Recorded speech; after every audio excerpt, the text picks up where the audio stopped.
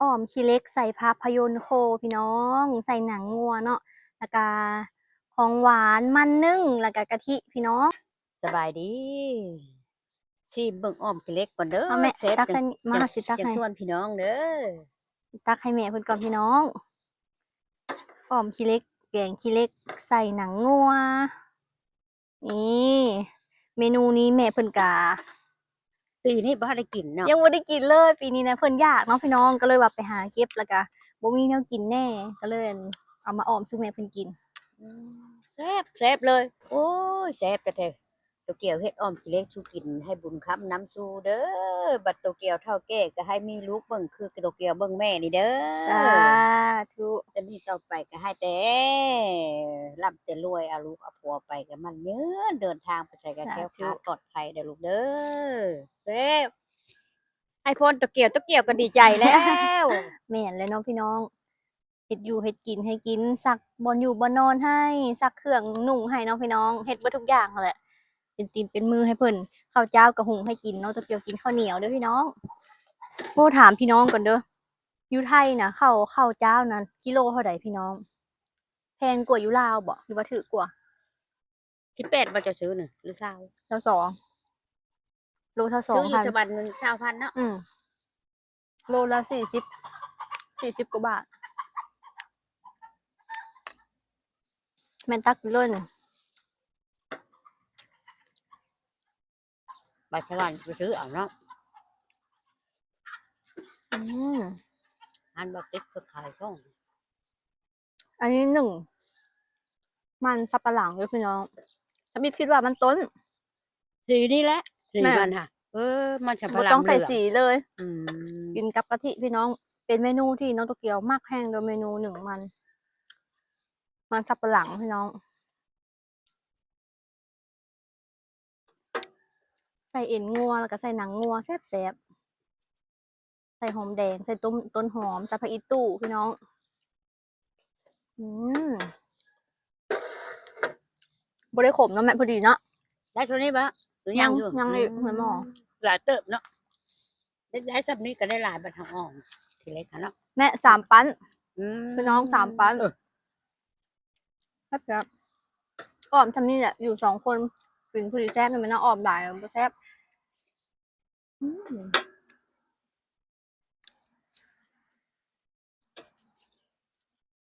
ไม่หลายแม่คือเล็กค่ะเราจะอ่อน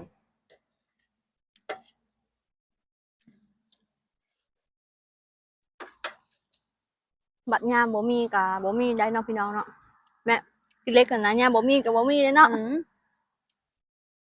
แนวชิดมันป่งแล้วเฮ็ดอีกบ่เจ้าบ่ได้พาไปบ่มื้อนั้นชิดอีกมันก็ป่งอ้อมเดือน4กับเดือน5ไข่มดแดงตึงเนาะอืมยามนี้ก็เริ่มตึงแล้ว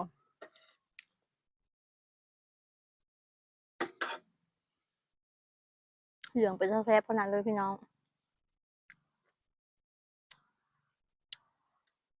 นึ่งให้แม่เพิ่นกินแล้วอันนี้ค่ะนึ่งใส่อันพร้อมนึ่งข้าว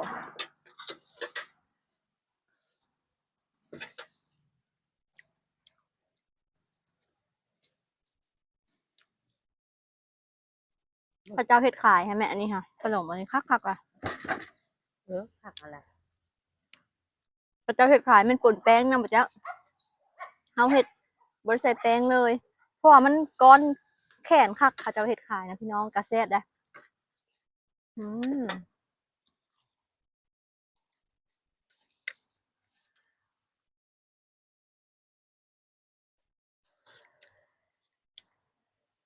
ผู้ใดเคยกินกะเพิ่นก็อยากแล้วนี่นะว่าแม่นเนาะ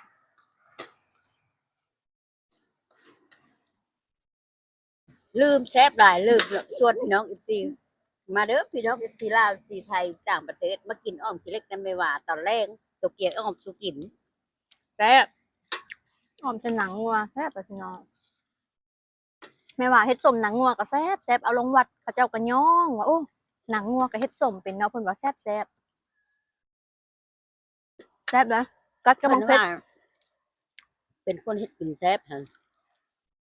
เพิ่นว่าคนอายุยืนนะสิรวยอยู่บ่ แต่พออยู่พอกินซ้ำนี้แล้ว อืม คันบ่มีบุญก็พี่น้องที่ก็บ่ได้เบิ่งซ้ ก็ถือว่าเป็นคนมีบุญอยู่ ำ เนาะ คนมีบุญแล้วจังว่าจังมันอยู่ เอา นะ ละ เนี่ยเป็นก็ดีเอาตักใส่ได้ตัวนี้ไปลงไปป้าลุ่มจ้ะโอ้ย เฮาปะลุ่มนี่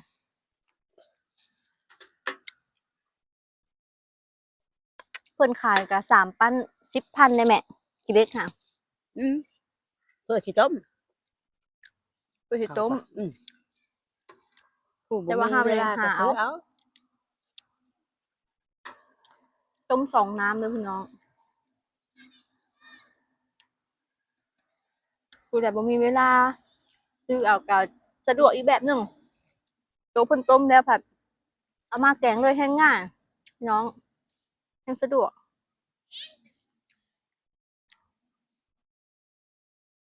แม่เจ้าได้ยีบ่ตอนเอ็นงัวค่ะหอมแซ่บแท้นี่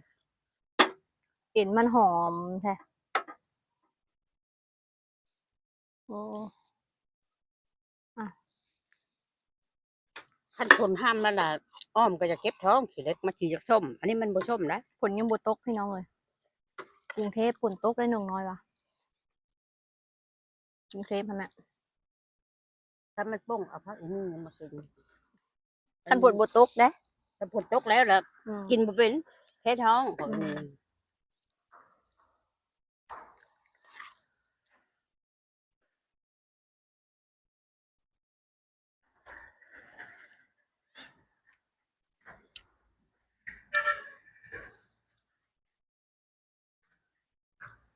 เห็นเล็กน้อยประมาณ4 ปีแล้วเพิ่นไปขายมันอันนี้แม่เขาก็เลยซื้อซอย ผู้หญิงบอกไม่ได้ ผู้หญิง อืม จะขายอันมันกับแม่ประมาณ6 กล่องนี่แหละกล่องละ20 บาท20พัน10,000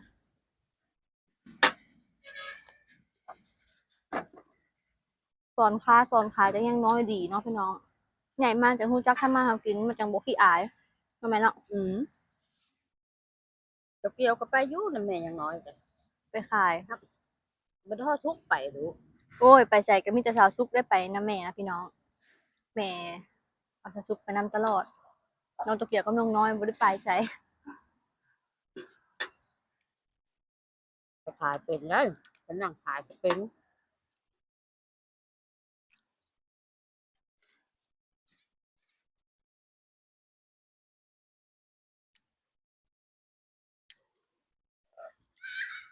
อังเปาไปลิ้นกับเด็กน้อยอยู่พุ่นเลยพี่น้องอืม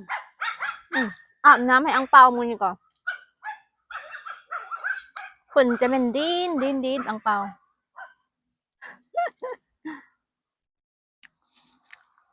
เด็กน้อยก็อยากลิ้นนะอังเปาก็สิลิ้นตอนไหนเพิ่นบ่ให้จับเลยจ้ะให้เพิ่นไล่กันแหละให้อังเปาไล่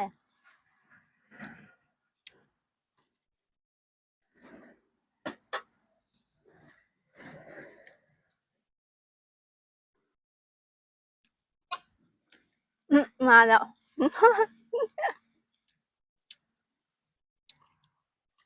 มาแล้วเหรอเปามาแล้วเหรอ แม่ใส่ข้อก็คือน้ำคือของแท้เนาะ งานรอดมาโทษเลยค่ะ บริหลอนเลยโอ้ยอาบน้ำให้กระทั่งเนี้ยใครแต่ขนบ่ยาวพี่น้องตัดขนเบิดล่ะมันแห้งไว้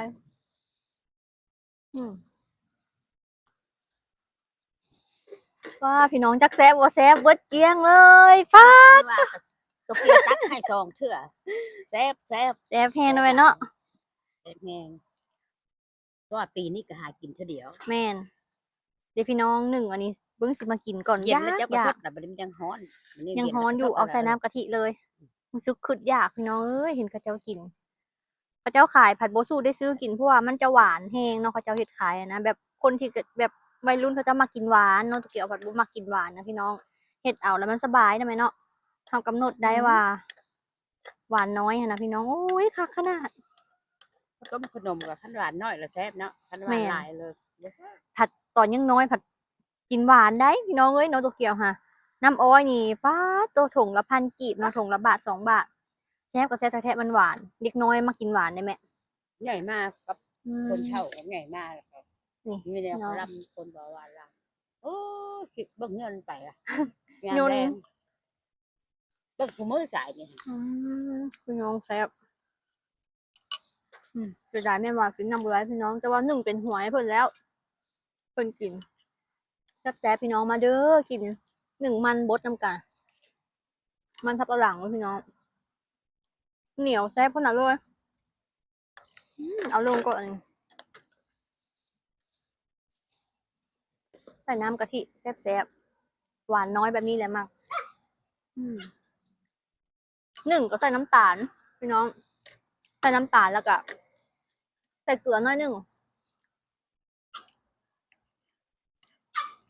มื้ออื่นสิขูดมะพร้าวใส่ไหมมื้อนี้กินกับกะทิอืม